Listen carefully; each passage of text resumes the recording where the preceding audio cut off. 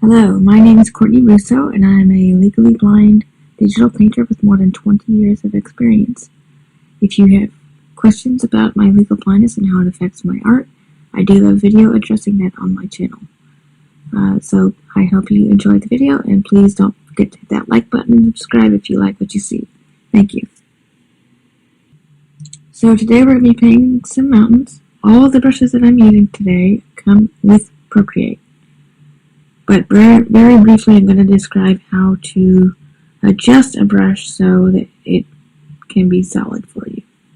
I like to use the calligraphy brushes for my base layers for mountains because of the stroke pattern.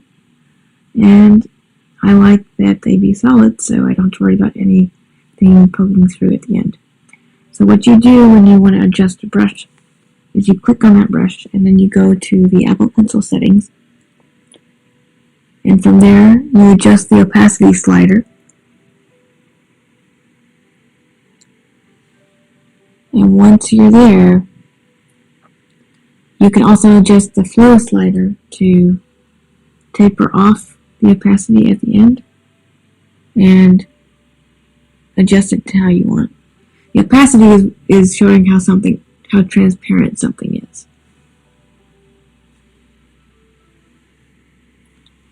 And there's a lot of other sliders and adjustments that you can do in this brushes window. But for right now, the only one that we're concerned with are those in the Apple Pencil settings. And possibly the properties. Properties is going to determine your minimum and your maximum opacity and size.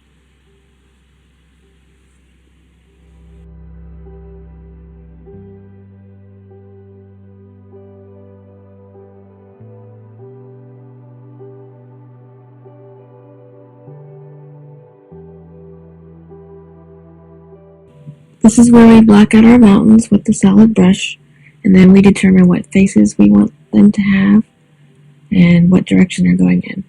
We're also going to be deciding what our background is going to be looking like at this time too, because it helps determine what colors we're going to use. So once we get to the sky, we're going to be using the soft blending brushes from the airbrush section on our sky layer.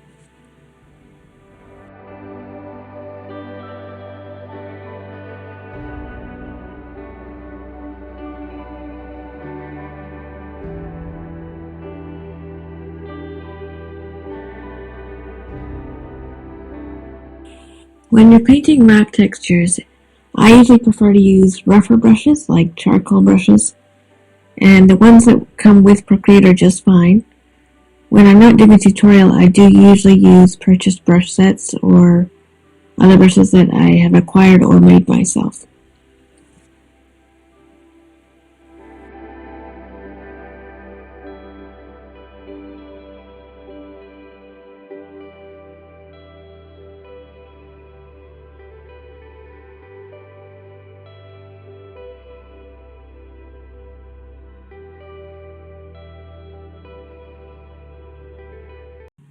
For those of you with an Apple Pencil 2nd generation with the side button feature, I want to point out a very useful setting. If you go to your settings and your preferences, you can change what that side button does. I think by default it's set to eraser, but I have mine set to the eyedropper tool because I use it a lot more often than I do the eraser.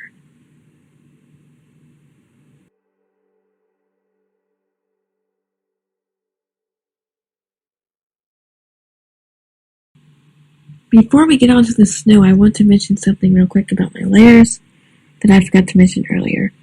When I did the mountains in the background, I put those on a layer behind the first mountain layer, as you can see. So there's a mountain layer, which is our foreground mountain, snow layer, which is what we're going to be painting on here in a second, and then the further mountains. When I paint snow, I use several different brushes. Typically, I'll first start laying it down with an oil brush from the painting section. And then sometimes, especially since the newer blending brushes came out, I will come in later with those and smooth it over if it's far enough away. But they give a really good texture to the snow. Now when you're painting snow, because it's such a bright and reflective surface, you have to bring in a lot of the light source color. and make sure that you're also bringing in your ambient light from the sky.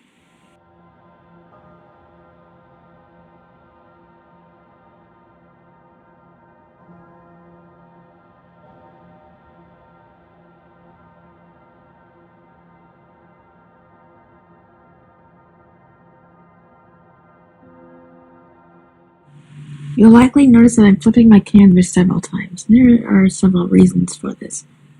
Number one is that it allows me to see my picture from a different viewpoint, and it allows me to spot issues that there might exist. And two, sometimes it's more comfortable to paint in a certain direction.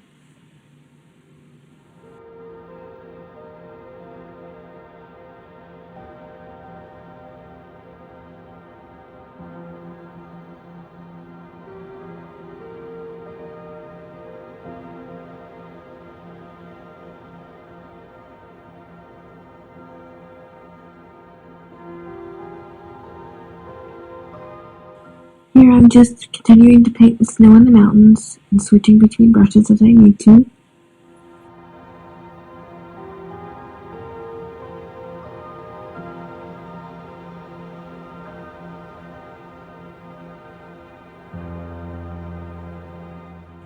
When I am painting one texture over another, like in this example, snow over rock, if I want to then erase the snow, I will usually use the texture for the other substance.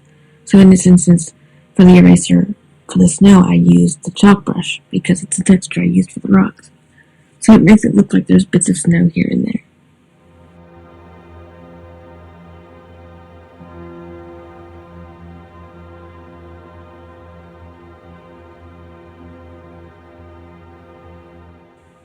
At this point in the painting, I was pretty sure I'd come to a decent point, but I didn't know what else to do with it. And my husband, who is also an artist and a Lord of the Rings fan, suggested I add lightning, striking the mountain. So if we're going to do lightning, we first need to add some clouds. So going back to our cloud layer, we're going to grab the brush from the elements section. It's at the very bottom.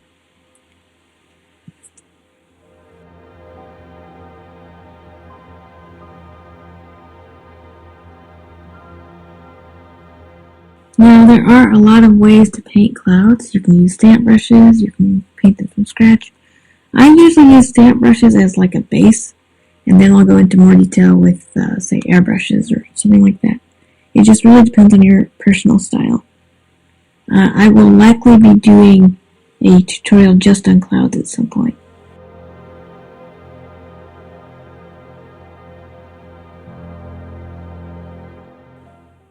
In order to make a new layer for the lightning, what we have to do is we have to first make a layer above everything else.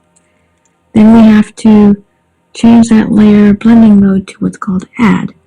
Now, for those that use Photoshop, it's akin to linear dodge, if I remember correctly.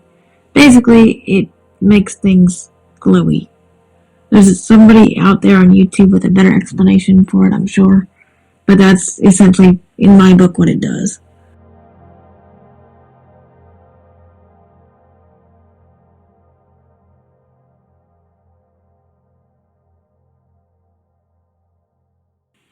You'll notice here that I ended up switching brushes to the ink brush, one of the ones in the inking section, to do the lightning because when I looked at some lightning photos, lightning bolts are actually very sharp, and that helped me get the look that I wanted.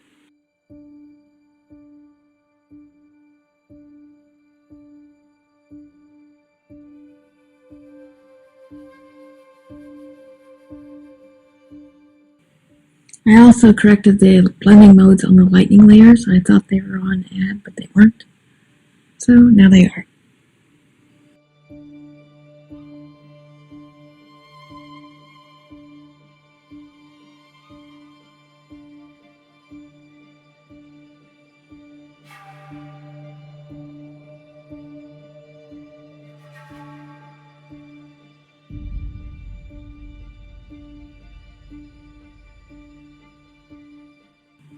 As our lightning is essentially blowing off the peak of the mountain, we have to detach the peak from the rest of the mountain. So first we take the mountain and the snow layer and put them in a separate group so we can control them at the same time. And we're going to do this with the selection tool, which is next to the arrow up at the top left. I don't know what you call that symbol. And then we use that to select the mountain peak. And so we can transform it with the arrow tool.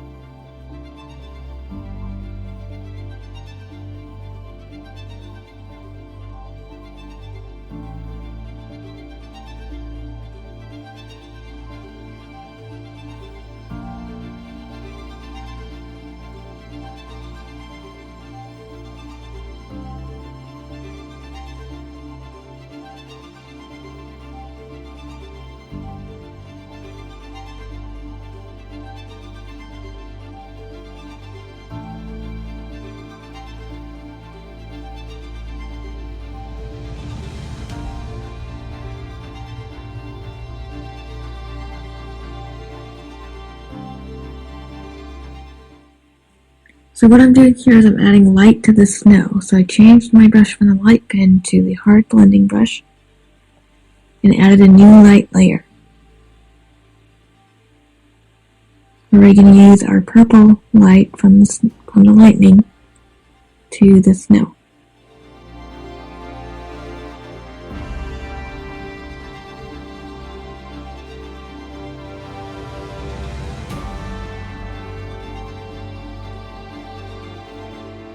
I'm going to speed through painting the lightning in the background because it doesn't end up in the final painting.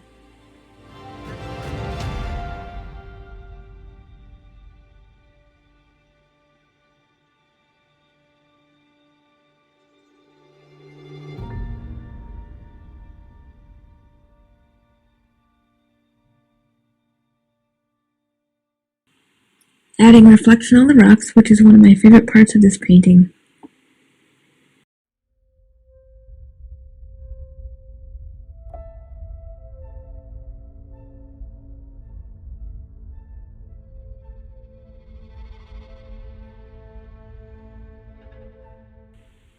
You'll notice that I am zooming in a lot on this part, and that's so I can see the details.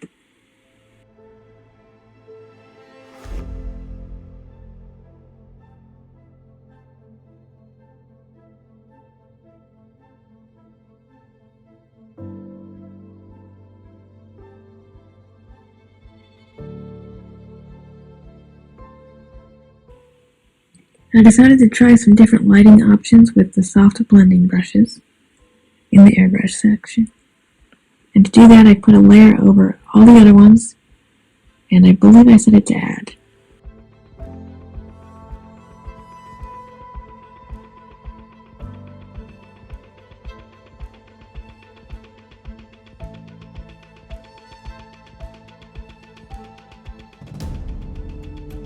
The next part here is where I'm adding clouds in front of the lightning to make it look like it's actually coming out of the clouds instead of just randomly in the foreground.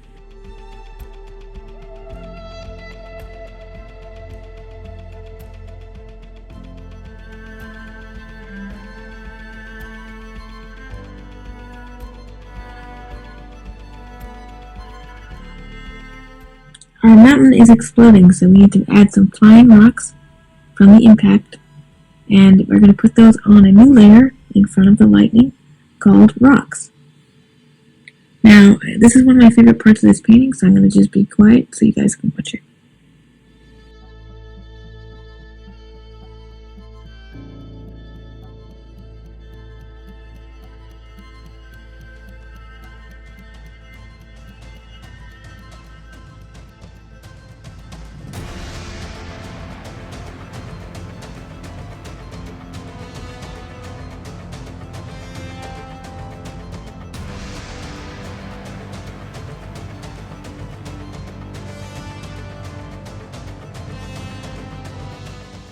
Next, we're going to add smoke trails to the flying rocks, and we do that with the smoke brush in the elements section. And this is, of course, on a different layer. And we're going to blur the smoke trails out a little bit with the Gaussian blur tool.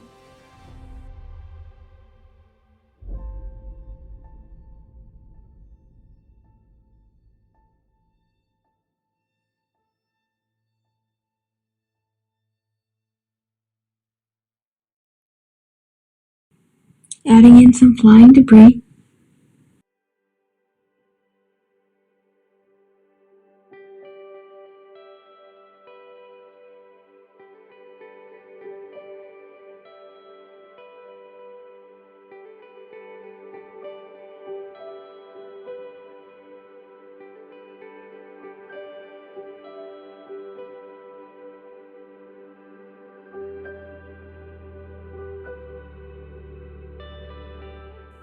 We're getting to the point where we're starting to work on smaller and smaller details.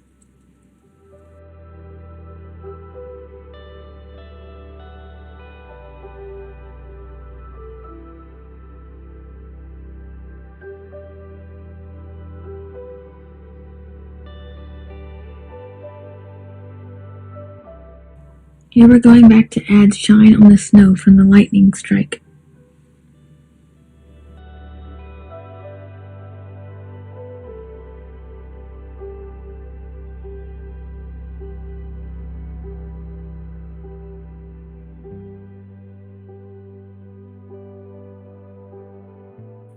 As we come close to finishing our painting here, a lot of this is just minor details, and yet details that you do notice if they're not there.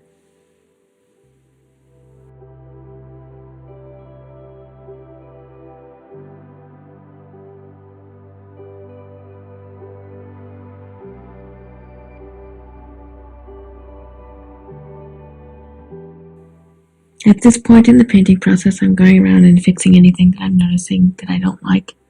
And I'm also smoothing out the snow with the blending brushes to make it look less streaky.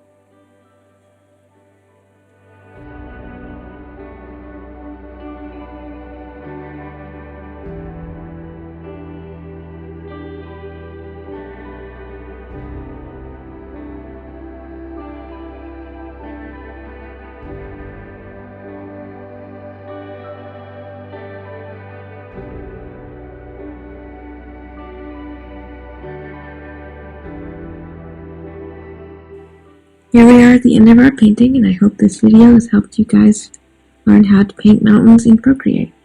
If you have any questions, please leave them in the comments below.